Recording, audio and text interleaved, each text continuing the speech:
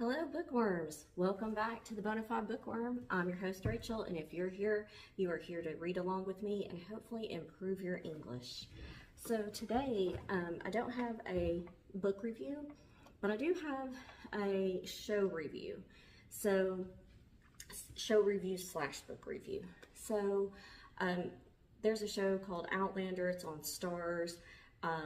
It is a huge book series. I think there's going to be 10 books total. I think there's one book left for the author to write, and it's going to come out in 2024 or we were in 2024 or 2026. So I think she's still working on it right now. But yes, so the show, I just watch it when it comes on Netflix. So I'm on season 6. I think they're on season 7 now, working on season 8, I think. I try not to read anything about it because I'm really afraid it's going to spoil the episodes I haven't seen yet. But I watched a horrible episode where something really awful happens to one of the main characters, and basically I'm just to this point where I'm like, is it worth continuing to read the books and or watch the show? Because I've also noticed the show changes things from the books, and that drives me nuts. That's one of my pet peeves. That's why I enjoyed the Harry Potter movies so much, because I felt like they did a really good job of trying to keep it true to the actual books. But that's like why I can't watch the new Interview with the Vampire show or Mayfair Witches, because it has gone so far off from what the books were, it doesn't make sense. If you want a more accurate depiction of the book Interview with the Vampire, you should really watch the movie from the 90s, I think it was, with Brad Pitt. Brad Pitt as Louis, and Lestat is played by Tom Cruise, and Kirsten Dunst plays Claudia. That is much more in line with the books versus how they've cast people and things like that. And I know everything is about trying to be equal to others right now, and I get that, but at the same time it doesn't make sense because it doesn't fit the storyline.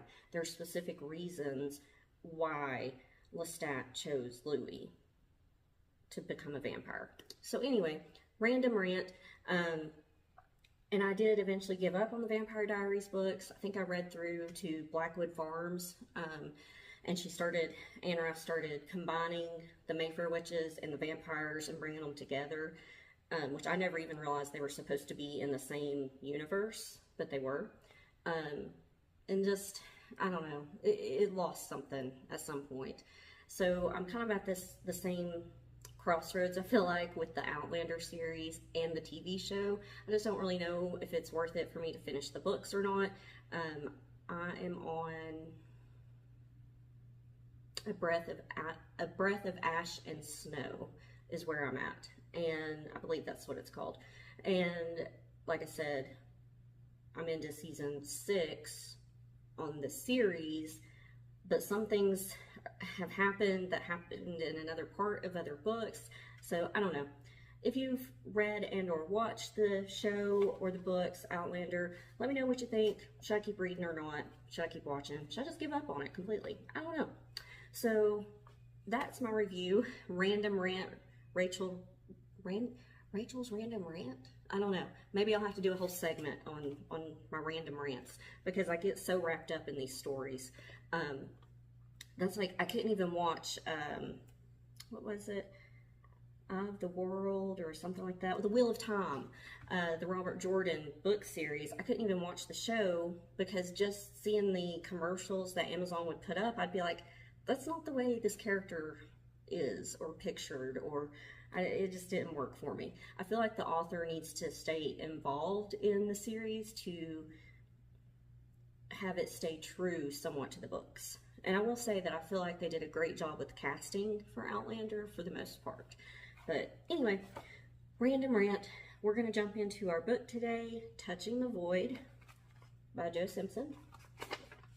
And when we left off, Simon had made it back to base camp, and he had told Richard the truth, because that was one of his debates. Because, yeah, you're up there on a mountain. You could just lie. You could just be like, oh, yeah, they fell, But he actually, he told the truth, regardless of how that's going to make him look. They still don't know that Joe's alive. So they have spent the day down at base camp, fed themselves, ate. They're ready for the night in their tent. Big storm's coming. And here Joe is. We don't even know what's going on with Joe. Last time, like I said, we left him. He had decided to climb down further in the crevice. So hopefully we're going to check back in with him and see what's going on. So chapter 9, page 130, In the Far Distance. The snow made soft rustling noises as it slithered into the depths below. I stared at the ice screw far above me, watching it getting smaller. And this is, we're back to Joe's perspective. The ice bridge, which had stopped my fall, stood out clearly. Behind it, the open cavern of the crevice faded into shadows. I gripped the rope gently and let it slide through the belay plate at a smooth, constant rate. The desire to stop abseiling was almost unbearable. I had no idea what lay below me, and I was certain only of two things. Simon had gone and would not return. There was no escape upwards, and the drop on the other side was nothing more than an invitation to end it all quickly. I had been tempted, but even in my despair, I found that I didn't have the courage for suicide. It would be a long time before cold and exhaustion overtook me on the ice bridge, and the idea of waiting alone and maddened for so long had forced me to this choice. Abseil until I could find a way out, or die in the process. I would meet it rather than wait for it to come to me.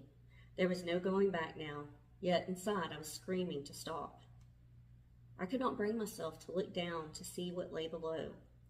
I dared not risk turning to discover just another deep hole. If I saw that, I would stop immediately. And then what?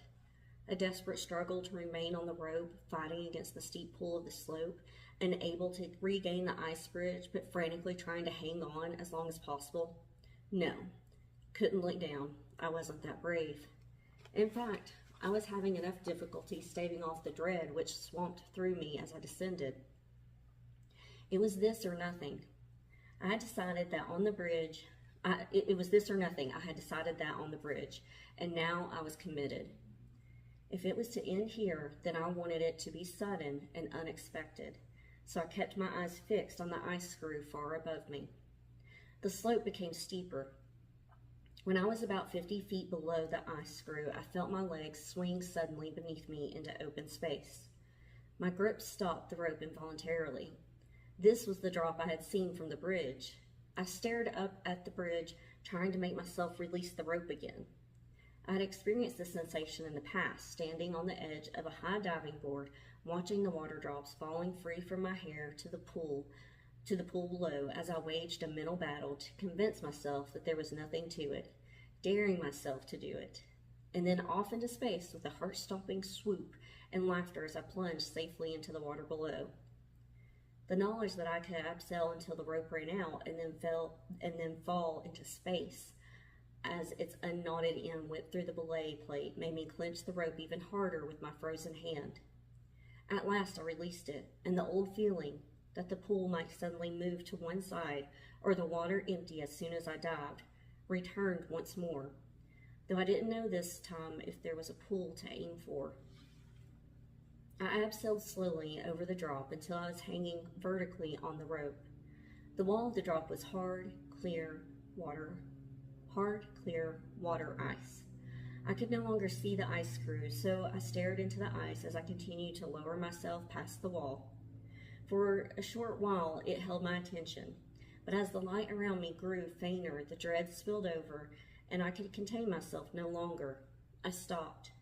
I wanted to cry, but couldn't. I felt paralyzed, incapable of thinking as waves of panic swept through me.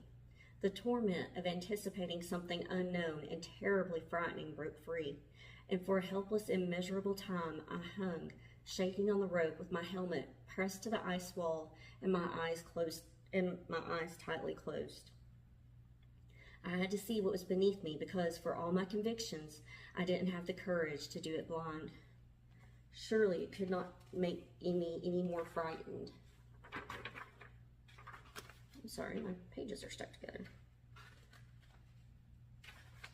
There. I glanced at the rope stretched tautly above me. It ran up the wall and disappeared onto the slope above. There was no possibility of getting back to that slope some 20 feet above me. I looked at the wall of the crevice close by my shoulder. On the other side, another wall of ice towered up 10 feet away. I was hanging in a shaft of water ice. The decision to look down came as I was in the process of turning. I swung round quickly, catching my smashed knee on the ice wall and howling in a frenzy of pain and fright. Instead of seeing the rope twisting loosely in a void beneath me, I stared blankly at the snow below my feet, not fully believing what I was seeing. A floor. There was a wide, snow-covered floor 15 feet below me. There was no emptiness and no black void. I swore softly and heard it whisper off the walls around me. Then I let out a cry of delight and relief which boomed round the crevice. I yelled again and again, listening to the echoes, and laughed between the yells. I was at the bottom of the crevice. When I recovered my wits, I looked more carefully at the carpet of snow above which I was dangling. My jubilation was quickly tempered when I spotted dark, menacing holes in the surface. It wasn't a floor after all. The crevice opened up into a pear-shaped dome, its sides curving away from me to a width of 50 feet before narrowing again. The snow floor cut through the flat end of the cavern, while the walls above me tapered in to form the thin end of the pear, barely 10 feet across and nearly 100 feet high. Small fragments of crusty snow pattered down from the roof. I looked round the enclosed vault of snow and ice, familiarizing myself with its shape and size. The walls opposite closed in, but didn't meet. A narrow gap had been filled with snow from above to form a cone which rose all the way to the roof. It was about 15 feet wide at the base and as little as 4 or 5 feet across at the top. A pillar of gold light beamed diagonally from a small hole in the roof, spraying bright reflections off the far wall of the crevice. I was mesmerized by this beam of sunlight burning through the vaulted ceiling from the real world outside. It had me so fixated that I forgot about the uncertain floor below and let myself slide down the rest of the rope. I was going to reach that sunbeam. I knew it then with absolute certainty. How I would do it and when I would reach it were not considered. I just knew. In seconds, my whole outlook had changed. The weary, frightened hours of night were forgotten, and the abseil which had filled me with such claustrophobic dread had been swept away. The 12 despairing hours I had spent in the unnatural hush of this awesome place seemed suddenly to have been nothing like the nightmare I had imagined. I could do something positive. I could crawl and climb and keep on doing so until I had escaped from this cave, from this grave. Oh man, let me tell you, I'm out of contacts, so I'm trying to read without my contacts, and it's interesting. But if I put my glasses on, then they just reflect the little halo circle light thing back at you, and I figure you probably don't enjoy that. So that's why I'm not wearing my glasses. Okay, back. This grave. Before there had been nothing for me to do except lie on the bridge, trying not to feel scared and lonely. And that helplessness had been my worst enemy. Now I had a plan. The change in me was astonishing. I felt invigorated, full of energy and optimism. I could see possible dangers, very real risks that could destroy my hopes, but somehow I knew I would overcome them. It was as if I had been given this one blessed chance to get out, and I was grasping it with every ounce of strength left in me. A powerful feeling of confidence and pride swept over me as I realized how right I had been to leave the bridge. I had made the right decision against the worst of my fears. I had done it, and I was sure that nothing now could be worse than those hours of torture on the bridge. My boots touched the snow, and I stopped descending. I sat in my harness, hanging free on the rope a few feet from the floor, and examined the surface cautiously. The snow looked soft and powdery, and I was immediately suspicious of it. I looked along the edge where the floor joined the walls and soon found what I was looking for. In several places, there were dark gaps between the ice walls and the snow. It was not a floor so much as a suspended ceiling across the crevice, dividing the abyss below from the upper chamber where I sat. The start of the snow slope, running up to the sunshine, lay 40 feet from me. The inviting snow carpet between me and the slope tempted me to run across it. The idea made me chuckle. I had forgotten that my right leg was useless. Okay, crawl across it. But which way? Straight across or keeping near to the back wall? It was a difficult decision. I was less worried about putting my foot through the floor than by the damage such a fall would do to the fragile surface. The last thing I wanted was to destroy the floor and leave myself stranded on the wrong side of an uncrossable gap. That would be too much to bear. I glanced nervously at the beam of sunlight, trying to draw strength from it, and made my mind up at once. I would cross in the middle. It was the shortest distance, and there was nothing to suggest that it would be any riskier than at the sides. I gently lowered myself until I was sitting on the snow, but with most of my weight still on the rope. It was agonizing to inch the rope out and let my weight down gradually. I found myself holding my breath, every muscle in my body tensed. I became acutely aware of the slightest movement in the snow, and I wondered whether I would end up sinking slowly through the floor. Then some of the tension in the rope relaxed, and I realized that the floor was holding. I breathed deeply and released my aching hand from the rope. I sat very still for 5 minutes, trying to get used to the precarious feeling of being balanced above a huge drop by a fragile sheet of snow. I belatedly realized that it was something I couldn't adjust to, and that there was no choice but to attempt to cross the gap. I let out 40 feet of rope and tied the remaining 30 feet to my harness. Then, lying spread-eagled on my stomach, I began to wiggle stealthily towards the snow cone, anxiety easing as I got closer to the other side. An occasional muffled thumping told me that snow had fallen away into the drop beneath the floor. I would freeze rigidly at the slightest sound, holding my breath and feeling my heart hammering before moving off again. The black holes in the floor were all behind me when I passed the halfway point, and I sensed that I was now crawling over thicker and stronger snow. After 10 minutes, I lay slumped against the slope, rising towards the golden sun in the roof. The abseil rope hung in a curve before the ice wall, and the steep slope above it running up to the ice bridge. If only I had known there was a floor down here, I could have saved myself a lot of grief.